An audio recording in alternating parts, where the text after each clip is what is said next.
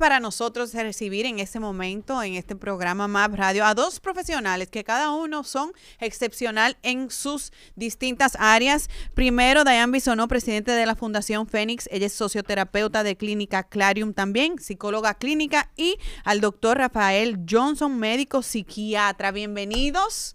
Sí, hola.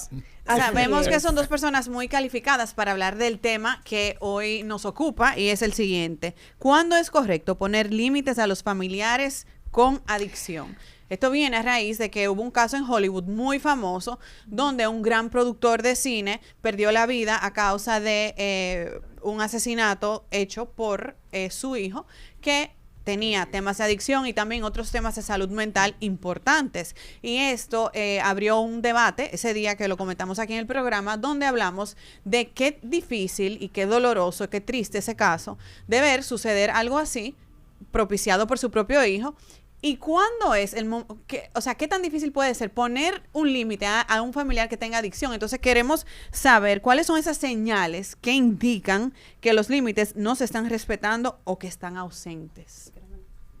Qué lindo tema en Navidad. Bueno, es que ustedes son difíciles. Doctor, ahora que ustedes pudieron venir. Pero, doctor, Pero es un 24, es un temazo, doctor Johnson, Es y tú un lo temazo, sabes. pero eso es un simposio. Eso es una realidad. Se ve todos los días.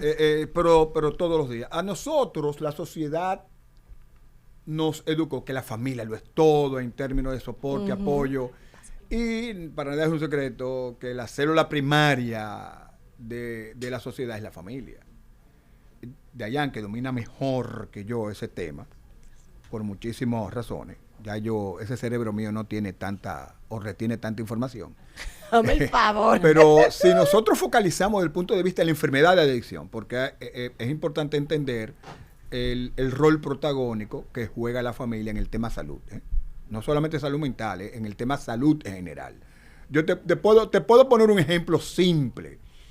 Claro, imagínese que desde la plataforma de la preocupación de un padre, uno le diga a una hija, yo creo que tú estás comiendo mucho, como que tú estás gordita. Señores, ya me está descalificando esa niña va a entrar en una enorme preocupación y más cuando viene por lo pronto de una madre muy esbelta y muy todo bella, hermosa, aplaudida, que le diga a esa madre, mira, tú estás gorda, men. O sea, y no estamos hablando de droga, estamos hablando solamente de una simple conversación. Una madre, desde su dolor, desde su preocupación de ver su niña, y una niña realmente que lo que quisiera es recibir un soporte, un apoyo, pero no tan flechazo en ese sentido. Claro. Y es importante porque regularmente en las relaciones de la familia muchas veces se invalidan los sentimientos de cómo tú te sientes y vaina. Mira, que desde el punto de vista, fíjense, y ustedes para que lo vean en términos, y ojalá un día colocar un teléfono, si le preguntan a cada una de esas personas, ¿con qué persona tú te enganchas en tu vida? Enganchado, o sea, codependencia. No, enganchar es que tú tengas una memoria en donde simplemente tú te angustias, un chingo. Ok, buen punto. O sea que de repente, ven acá, ¿con quién tú te enganchado en tu vida? Tú puedes estar seguro que el 80% te va a responder, o con un papá o con mamá. Es verdad, es verdad. Eso el término daddy issues, ¿sí? Mommy issues, eso engloba toda una serie. Eso es no es un capítulo, no. Eso es un libro, simplemente de lo que te lo dice la convivencia. Y aquí quiero unir esto con algo, precisamente en el caso que vamos a traer de ejemplo, porque es un caso público, como decía Graciela, de Rob Reiner, sí, el famoso productor, donde él y su esposa fueron desvividos por su hijo, degollados y acuchillados en su hogar.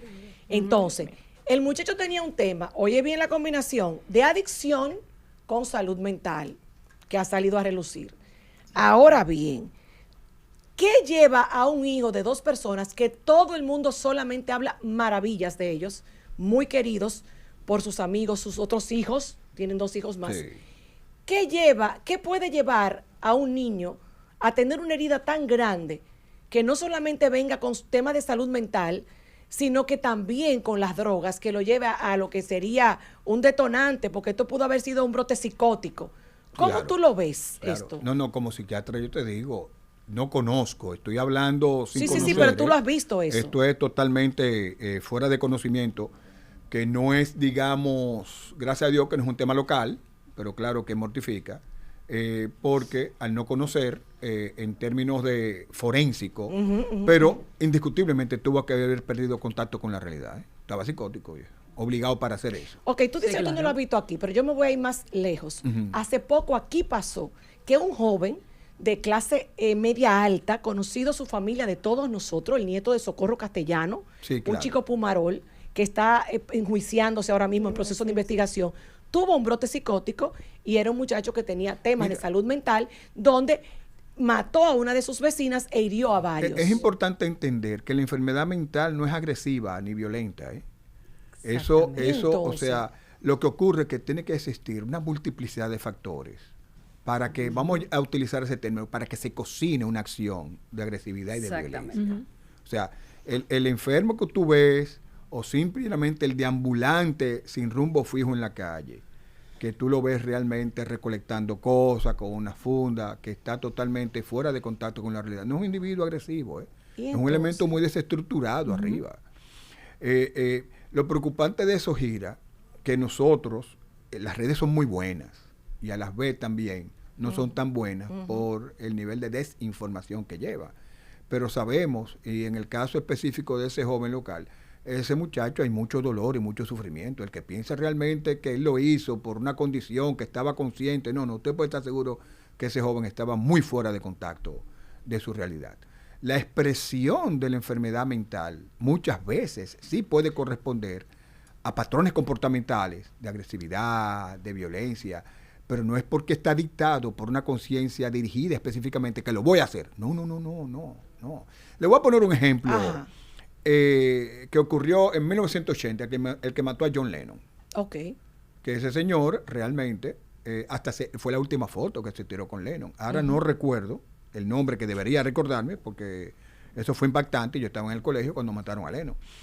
Y ocurre que él pidió revisión de su caso hace 3 años. Es decir, Chapman. David Chapman, gracias. Resulta que él pidió una revisión de su caso para que le dieran libertad. El juez le refirió, le dijo, porque él ha vivido en un hospital psiquiátrico, pero con características realmente forenses. O sea, él ha vivido en una cárcel que tiene un servicio de su ley. Y el juez le decía, porque él cobró ya fuera, porque fue medicado, el individuo ha cobrado contacto con la realidad, donde él pedía perdón, donde él reconocía el acto que había cometido, y el juez le decía, mira, realmente, lamentablemente sabemos que el acto que tú cometiste fue psicótico, es decir, fue fuera de contacto con la realidad. Tú tienes que entender, no por ser John Lennon a quien tú mataste, sino que lamentablemente tu enfermedad mental no invalida las responsabilidades legales. Ay, qué buen punto. O sea, le decía eso el juez. O sea, el hecho fue que lamentablemente tú mataste a un ser humano. Claro. Y le decía, y tú tuviste que haberte responsabilizado de tu condición y de tu enfermedad, porque es un esquizofrénico. Claro. O sea, entonces, en la enfermedad mental descompensada, yo te puedo decir, sí, al primero que le hace daño al individuo es a sí mismo. Claro, y uniendo eso que tú dices, Johnson, con rescatando esa primera pregunta. Mira, cuando hay una persona que padece de la enfermedad de la adicción, esto es una enfermedad que afecta a la familia por completo. Y esto es algo que tenemos que tener extremadamente claro. Esto no es solamente del paciente que padece de la enfermedad, esto es una enfermedad de la familia. Por ende, tenemos que trabajarnos completamente, todos los miembros de la familia, para que haya una recuperación per se. Como dice Johnson, hay muchos factores que van a influir, ¿verdad? Y, por ejemplo, una parte fundamental es la conciencia de enfermedad.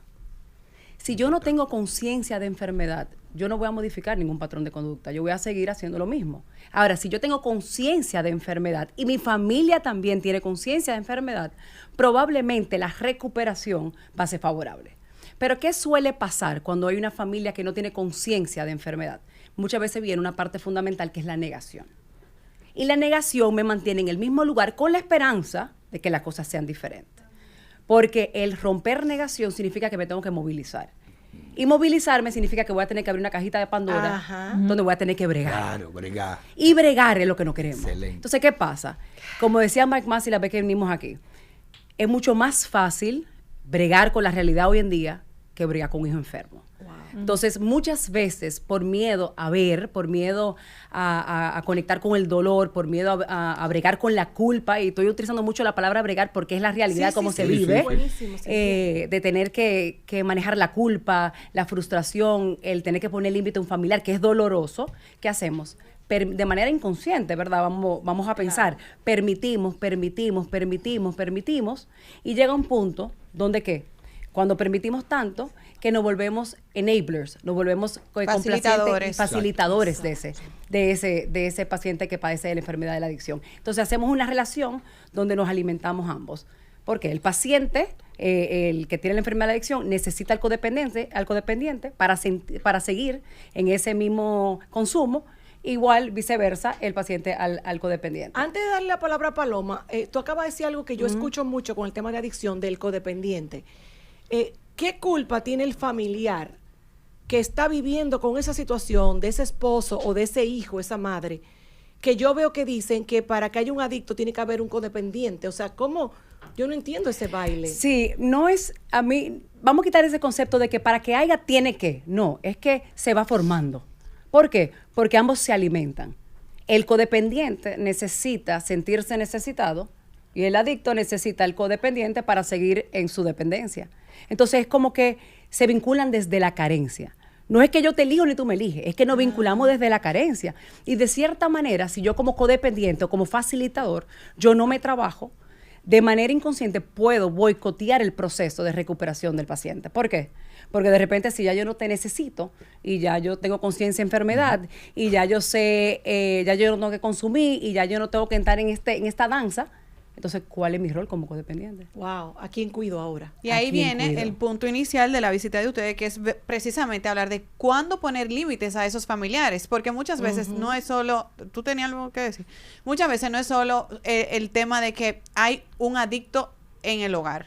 Es que para poder ayudar a esa persona, aunque es individual la recuperación y tiene que ser un deseo y algo intrínseco de esa persona que desea recuperarse, si tú facilitas o si tú de alguna manera inconsciente, como tú bien dices, buscas la forma o no pones límites, porque la adicción tuya afecta cómo yo me desarrollo en el mundo. Entonces, ahí que viene lo delicado, porque como dijo al principio Johnson, hay unas lealtades creadas que nos repiten durante toda la vida. Y como tú dijiste, Diane, es un tema muy delicado, porque uno se siente, incluso al momento de tú decir, tal pariente mío está enfermo, porque la adicción es una enfermedad. Ajá, eso es duro. Poder decir eso a alguien que tú quieres mucho es algo muy personal y es como un duelo, de cierta forma, para ese familiar. Así es. Tenemos que ir a una pausa, pero quédense porque vamos a seguir conversando con nuestros expertos sobre un tema que, aunque sabemos que son las Navidades al mismo tiempo, yo creo que es el momento perfecto de también unirse como familia para poder lidiar a veces y trabajar estas cosas que no debemos de ignorar. Volvemos y seguimos con más en Más Radio. Recuerda que tenemos en casita hoy al doctor Rafael Johnson, psiquiatra experto en adicción, y a la terapeuta Diane Bisonó, experta en los temas de adicción. Volvemos en breve. Estamos de regreso y seguimos hablando con dos expertos, sobre todo en nuestro tema de hoy, que cuándo es correcto poner límites a los familiares con adicción. Nos acompaña Diane Bisonó, presidenta de la Fundación Fénix, socioterapeuta de Clínica Clarion y psicóloga clínica, y el médico psiquiatra, el doctor Rafael Johnson. Aunque iniciamos la conversación hablando de un caso que se hizo muy viral y luego procedemos a hablar de casos que llegan a ser adictos o personas con alguna enfermedad mental o problemas de salud mental que llegan a ser violentos, realmente lo regular que se ve en una familia es que no necesariamente llega a la violencia, más sí tienen muchas situaciones. Y cuento lo siguiente, de manera breve. Hace poco, o hace unos años, conocí a una persona que estaba viviendo en la calle, un chico que estudió en un colegio similar al mío, un buen colegio de una buena familia. Lo vemos que está viviendo completamente en la calle, y una de las preguntas que yo le hice a una persona que sí lo conocía es, ¿y la familia de ese muchacho? Luego me entero de que lamentablemente la madre, por más que quiso ayudarlo, que sí lo puso en rehabilitación, que siempre estuvo con él, que le llegó a comprar un apartamento, lo revende para poder utilizar ese dinero de otra manera. Cada vez que él le dice, me mejorado, mamá, recíbeme en la casa. Ella lamentablemente sufrió varias veces que entraron a robarle porque él vendía las cosas de ella para poder comprar más droga, y era algo que estaba ya afectando hasta no solamente la paz de la madre, sino también su salud y su integridad, su seguridad y su integridad física. Como una madre, y eso me hizo la pregunta de qué hace una persona y una madre, un padre, un familiar que tenga a alguien, un ser querido, que por más que traten de que quieran ayudarlos, ¿hasta qué punto yo ayudo? Y hasta qué punto tal vez lo que yo creo que es ayuda, desayuda para que su recuperación. Bueno, yo te puedo decir algo muy simple. El amor se da con firmeza. El amor complaciente es deficiente. Lamentablemente los seres humanos nos vinculamos por nuestras carencias. Superman nunca se vinculó con la Mujer Maravilla. Superman tuvo como novio una troná como Luisa Lane. O sea, les digo esto porque el ser humano lo que busca realmente son los defectos del otro. ¿Qué tú tienes que yo no tenga? Que yo tenga, que yo tengo que tú no tienes. O sea, no nos estamos sumando. Simplemente lo que vamos a equilibrar. Y en el camino nos damos cuenta aquellas cosas que nosotros podamos tolerar. Como decía aquel famoso poeta dominicano, comprenderse más y amarse menos. O sea, tú tienes que sentarte primero, porque la conversación más dura que tiene el ser humano es consigo mismo, y preguntar qué es lo que yo quiero y qué es lo que me conviene en una relación. Yo le puedo decir a ustedes, después de la pandemia, en el 22, déjame ver, fue el 2020, en el 22, no se dio en el mismo 20 porque estábamos en la crisis, en el 21 porque nos estábamos arreglando, porque el 22 aquí hubo un incremento enorme del número de divorcios. Sí.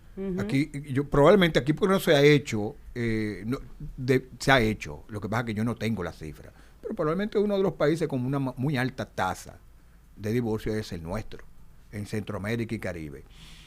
Desde el punto del vínculo, lo que más tenemos frecuente es la unión libre. Pero ya hoy día es consignado. Después que tú tienes 5 años conviviendo con una persona, ya eso forma parte de tu matrimonio. Entonces le digo esto porque las fracturas emocionales, cuando un matrimonio de 10 años vienen y se separan y se divorcian, ya eso están divorciados hace mucho. Eso están divorciados hace mucho. Emocionalmente. Sí, emocionalmente. Y yo siempre he dicho el tema, que es un aviso, y eso va con relación al tema familiar, cuando yo dejo de admirar a mi pareja o a un miembro de mi familia, es importante realmente hasta que tú, porque ¿qué nosotros hacemos regularmente el ser humano? Se lo calla, se lo exprese. Mira, no, y que eso es importante. Y que cuando tendemos a buscar ayuda. Sí. Cuando llegamos ya al estado de dependencia y adicción, aquí hay una parte fundamental. Fíjate que el título de lo que deberíamos hablar es cuándo poner límites. Y nunca debería ser cuándo poner límites, porque es que los límites ya es algo interno, es una frontera emocional, física, espiritual, que yo construyo alrededor de mí para protegerme. Es lo que me protege, es donde yo me siento seguro. O sea, este vaso de agua está seguro ahí porque tengo una base segura. Si está aquí en una esquina, vamos a estar inseguros todo el tiempo. O sea, es esa base protectora. Lo que yo tengo que tener claro es cuando hay ciertas alertas en las cuales yo no estoy quizás haciendo caso, ¿verdad? O caso omiso a cuando yo empiezo a normalizar patrones de conducta que no son normales, valga la redundancia, por miedo a. Porque normalmente cuando nosotros nos llegan los pacientes a la consulta, ¿qué suele suceder? Ya el paciente ya no está en la universidad, ya ha chocado 3 carros, ya casi pierde la vida, ya tuvo una manifestación de violencia, o sea, llegamos ya sus dolores de cabeza. Claro, ¿tú crees que se perdió tiempo? Claro, que ya ha pasado mucho antes totalmente, de eso. hay un estado de deterioro. Entonces, ¿cuál es nuestro mensaje desde siempre? Es que la prevención es salud. Desde que yo veo un patrón de comportamiento que no es el aceptado, digamos, para la edad de la evolución o de la crianza de cada ser humano, óyeme, vamos a buscar ayuda, porque al final lo que permitimos es un cerebrito extremadamente fértil para que se fomente lo que sea que tú le des. Entonces, una cosa, en base a eso mismo, justo lo que estás diciendo, sabemos, para quien quizá no lo sabe, y ahora tú lo acabas de explicar, el límite es propio, es de uno, no se expresa necesariamente incluso, es algo que tú haces para proteger tu salud mental, tu integridad y lo que te hace sentir cómodo, y lo que tú entiendes correcto, muchas veces guiado de un profesional. Correcto. Es lo ideal, digamos. Luego que ya se traza ese límite, y ese familiar o ese amigo o esa persona que tú quieres continúa en su derrotero, pasa siempre una situación que es monumental a lo que le llamamos fondo.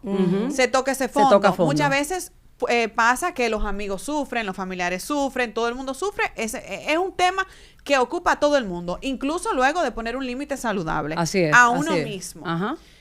Después viene, luego de la tormenta, una calma, donde las cosas van nivelándose, esa arena que subió con esa ola va bajando y tal. ¿Qué pasa? Llega un momento donde las cosas se están viendo más o menos bien, pero vuelve y sucede pequeños oleajes. Entonces entra la culpa de los amigos, de los familiares, concho, pero la penita. Tú acabas de decir algo fundamental.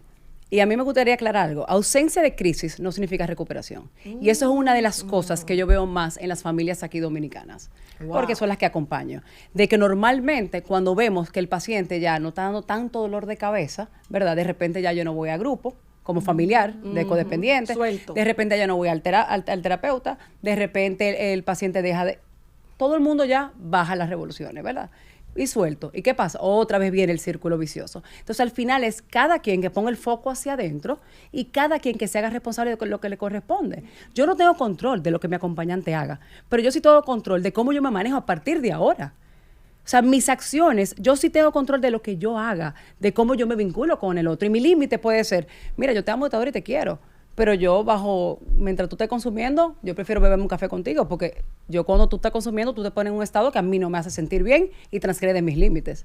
Entonces, es un límite tuyo. Lo que haga el otro, ¿verdad? Con el dolor en el alma, porque no significa que no me va a doler. Me va a doler.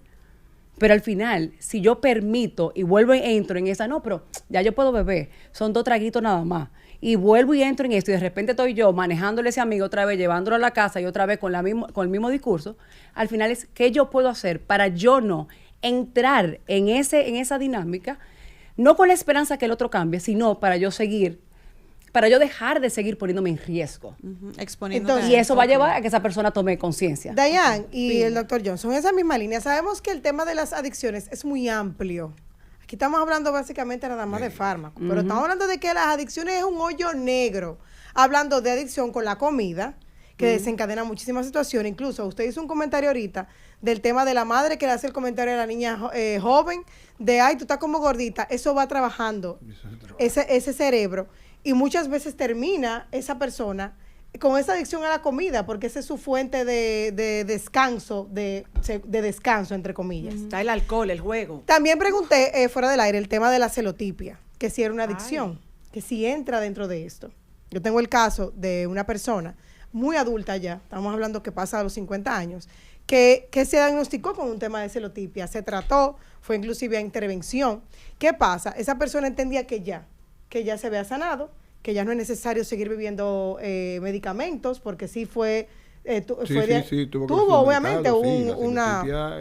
problemática. Entonces, ¿qué debe hacer la familia? Porque es una persona que se rehúsa, está hablando de una persona mayor, es una persona que se rehúsa a seguir yendo inclusive a las terapias y también ya a beberse sus medicamentos. ¿Qué debe hacer la familia para apoyarlo? Pero mira qué interesante. Tú me hablas de una persona que pasa la 5ª década. Ajá. Óyeme, es interesante porque... Es difícil. Sí, y la familia acompañó y probablemente alimentó inconscientemente esa celotipia. ¿En qué sentido? ¿Qué es la celotipia? Eso no está consignado dentro del manual estadístico de las enfermedades mentales. Eso está incluido, por eso yo te decía ahorita, eso está incluido en cualquier área. Pero te hablamos de un individuo que maneja mucha inseguridad. Ese es el individuo que constantemente, tú me quieres. Entonces resulta que eso erosiona, eso lastima, eso. Pero es interesante ver el otro que lo recibió, porque para un celotípico tiene que existir un objeto primario al cual celar. Y el otro aguantó ese piñazo. Ajá. Eso es un codependiente porque en ningún momento le puso límite. ¿Es una adicción la celotipia? Es la inseguridad y se expresa, está dentro del contenido. Tema de dependencia. Sí, está dentro del contenido. Es una conducta compulsiva. Totalmente irracional, es un patrón comportamental desadaptativo que se caracteriza por mucha inseguridad, en donde el individuo siempre tiene un tema, en él la teoría de la conspiración, de el tema de controlar, y no solamente eso, sino cuestionarse sus sentimientos frente a la figura a la que está dirigida esos sentimientos. Por ejemplo, si tú me preguntas a mí, yo tengo ya un tiempo importante, más de 3 décadas con mi compañera, una mujer extraordinaria, me lleva a la milla. ¿Qué ocurre? Si tú me preguntas a mí, Rafael Octavio, ¿tú crees en Andreina? Yo digo, no, yo no creo en ella. ¿Cómo va a ser? Yo creo en mí. Yo creo en mí, en que el ser humano que yo tengo a mi lado es valioso. ¿Por qué yo le doy el poder a ella para yo entender realmente que ella es buena? No, el poder es que yo no puedo.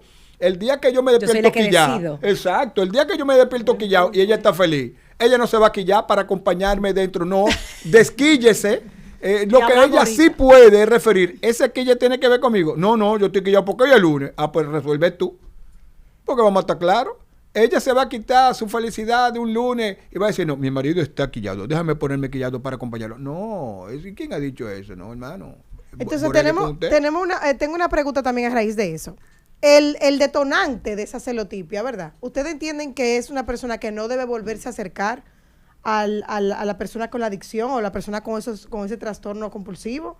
O básicamente si es una persona que puede volver a la normalidad y es normal que la familia también incluya eso para que las cosas puedan seguir es que es interesante porque el tema de una condición, de un comportamiento inadecuado, a quien le debe de interesar es al individuo resolverlo. Fíjense que tú me estás hablando desde la familia para el individuo. Tú no me estás hablando del individuo nunca para la familia. Que tiene celotipia. Pero que ahí vuelvo. Fíjate que estamos mal los dos escenarios. ¿Quiénes están preocupados? La familia. Ajá. Y el ingeniero de la NASA no se ha dado cuenta de que él tiene ese problema. No, fíjate que él va a terapia porque es la familia que él mete un cohete. No, pero fíjate que interesante. Él no es con lo que se da la familia. La familia no pone cómo está afectando a la familia? Porque es una preocupación de la familia. Sí. O sea, si este muchacho o muchacha no se ha dado cuenta de que tiene esta condición o este patrón de comportamiento, ¿por qué la familia está preocupada? Se ha intervenido a este muchacho, se le ha externalizado su preocupación, se le ha acompañado, porque muchas veces creemos que control es acompañamiento. O ocultarle cosas. O ocultarle cosas. Y ahí en estas familias disfuncionales, cuando tú ves este secretismo, y de repente hablamos con el hermano, y hablamos de fulanita, y el problema aquí. Ahí, the elephant in the room. Mira, óyeme, hablando de eso mismo, lo voy a llevar a extrapolar a otra de las adicciones más normalizadas en República Dominicana. Lo trago en exceso, el alcoholismo. Aquí, si nosotros no celebramos con alcohol y no lloramos con alcohol, es como que no pasó. Eso es una realidad que yo veo en República Dominicana, que es donde yo vivo, en mi patio. Entonces, ¿qué pasa si alguien de tu familia, tu esposo o tu papá, tiene un tema de adicción, que tú lo ves, que la familia lo ve claro, pero si esa persona no lo reconoce, ¿cómo rayos yo le voy a poder apoyar y evitar que me afecte o que nos afecte como familia? No te limites a ti mismo. La primera recomendación que yo le digo, trabájense la familia. Mira, yo tengo un caso de una familia que tú sabes muy bien cuál es ese caso, que él me dice, mira, ya tenemos 10 años en esto, 10 años lo mismo. Y yo le hice una pregunta, dentro de estos 10 años, ¿cuántas veces tú te has dejado llevar al 100%? ¿Cuántas veces tú has completado tu programa de acompañamiento terapéutico?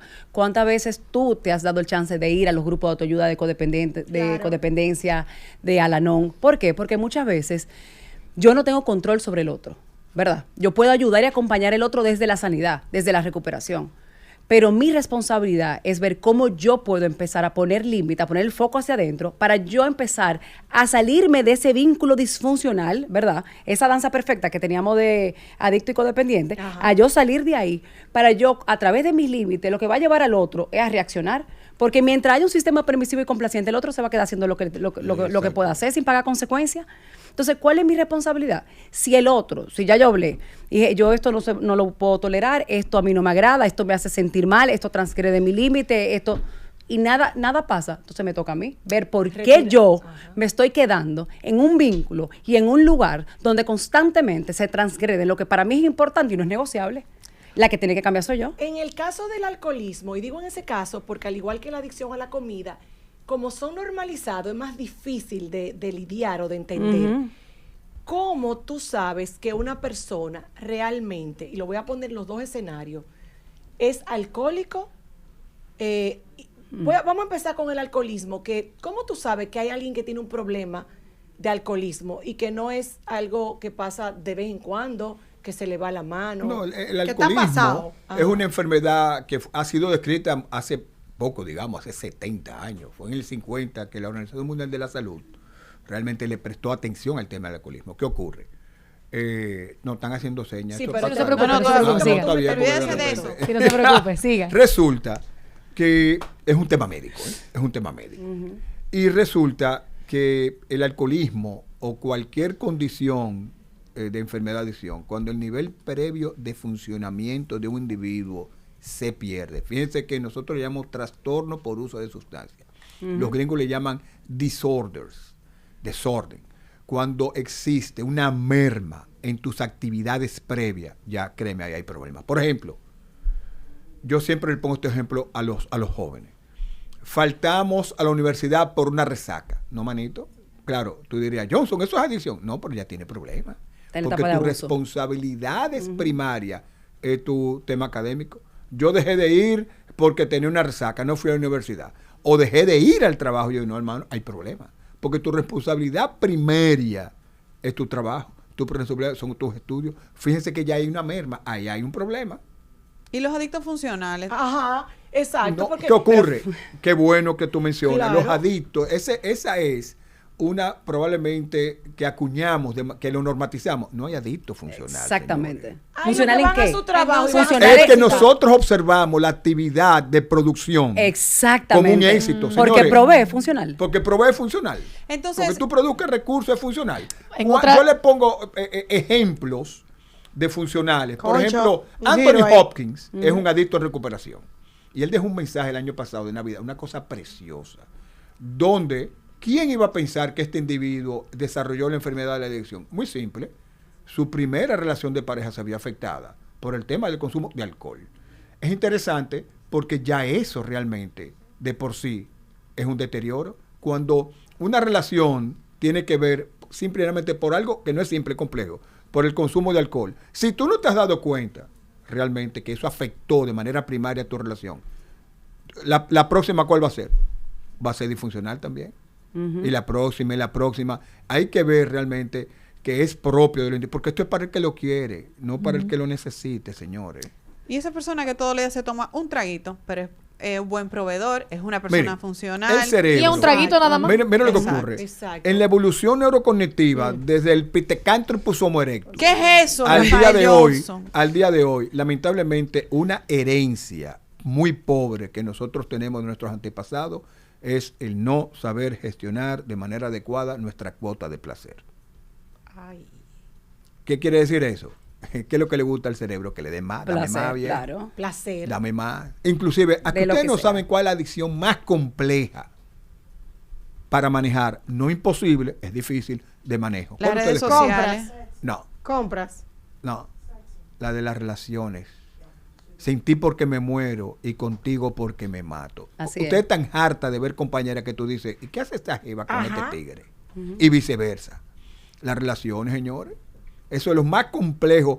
Porque casualmente, próximamente vamos a ingresar a un individuo que sus palabras fueron, un individuo realmente ya maduro, me dijo, Johnson, ¿cómo utilizar el término para que no suene? La volví a meter.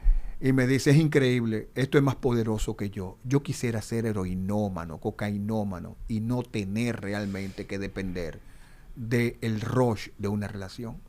¿Qué es lo que le gusta? Esa descarga, ese juidero. Eso, señores, la complejidad. El cerebro no distingue. El cerebro no sabe si es un trago de alcohol, si es una relación desadaptativa, si es un videojuego. Él no distingue porque la adicción es una. Tiene diferentes manifestaciones, diferentes escalas. Es como la Virgen con diferentes vestiditos. No, pero ustedes tienen que volver porque tenemos sí, yo le iba a decir, gracias. Doctor Rafael Johnson, médico. No, tienen que volver, señores, porque estos son temas que realmente, ¿tú sabes qué pasa? Que hay mucho tabú, hay mucha desinformación. Sí, hay que hablar. Sí, hay muchos mitos. Yo sé que muchas personas que nos están escuchando se sienten identificados porque de alguna forma u otra los toca. Entonces yo sé que nos falta mucho por escudriñar de esos temas. Doctor Rafael Johnson, médico psiquiatra, Diane Bisonó, presidente de la Fundación Fénix, socioterapeuta de la Clínica Clarion y también psicóloga clínica. Gracias. Ustedes van a tener que regresar. Este tiempo no fue suficiente. Creo que ha sido un gran regalo que incluso damos, porque son conversaciones que muchas familias tal vez no quieren tener, pero se necesitan tener. ¿Cómo podemos seguirlos a través de las redes sociales y para consultas? Bueno, me pueden seguir, licenciada Diane Bisonó, pueden seguir a Fundación Fénix y a Clínica Clarion. Y ¿cuáles son tus redes? Ella es mi asesora. Perfecto. Con ella. Mira, sigan la clínica Clarion. ¿Cuáles son tus redes? Yo creo que no tienes redes, pero sigan la clínica Clarion y Fundación Fénix y con muchísimo gusto podemos ayudarlo. Tenemos terapia a bajo costo y podemos brindarle ayuda y asesoramiento a todo el mundo por solo $500. Wow. Tenemos especialistas en adicción y codependencia y tenemos un programa donde si padeces de la enfermedad de adicción o en abuso o tienes un familiar como codependiente o como familiar, ve para allá que te vamos a recibir y te vamos a acompañar en este proceso. Tú no estás solo y hay ayuda aquí para ti. Ay, qué maravilla. Y es así, de verdad que ustedes han hecho milagros en familias enteras que han reconstruido. Amén. Gracias al apoyo de ustedes. Gracias por estar con nosotros. Gracias a ustedes. Chicas, nosotros nos despedimos hasta pronto. Invitando a todo el mundo que sintonice nuestros programas especiales. Mañana tenemos un programa especial, 24 de diciembre. Sintoniza que aquí estamos para ti en MAP Radio. Y señores, feliz Navidad. También el 25 tenemos un especial. Todos los días hay especial. No te vamos a dejar solo ni sola. ¡Feliz Navidad! ¡Feliz cumpleaños, Jesús!